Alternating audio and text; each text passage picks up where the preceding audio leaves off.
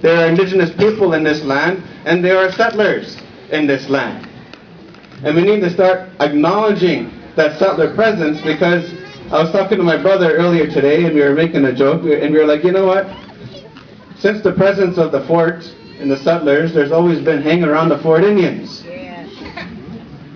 But what's also interesting is that there's always been hang around the camp settlers. And we have settler allies in this room, and I'd like to acknowledge you and thank you for supporting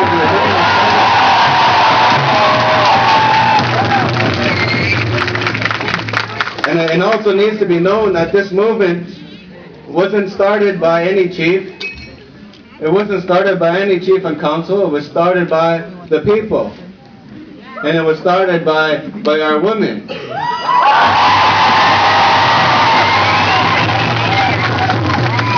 And I really feel that, you know what, the reality is, there has been a lot of mistakes made in regards to our treaty. There have been dilutions in regards to our treaty. And it was the men who have made these mistakes. And I think it's undeniable that it's going to be the women. Already they're beginning to make their presence known, and they're going to be the ones who are going to correct the mistakes to ensure that our treaty will be alive and well for our children's children to see.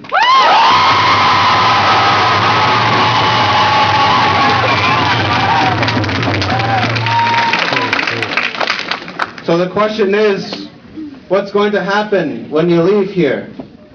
What are you going to do?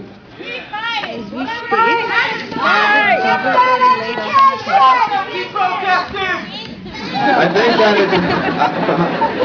I'd like to make some suggestions. But I acknowledge those suggestions as well. But I would like to suggest to you, today we've rallied the urban centers, we took it to the streets. I really feel the next step is to take it within ourselves and begin to take steps towards reconciliation within ourselves, within our own people, to forgive our own people for what we've done to ourselves.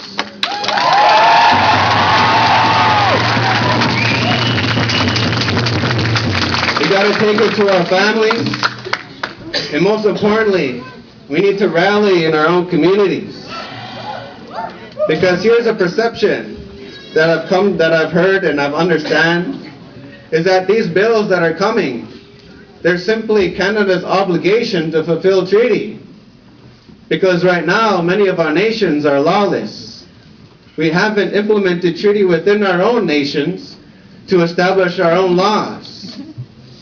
And we need to come together within our own nations and ensure that laws are in place, so that we're in a place to say, Canada, these are our laws. What are you going to do about it?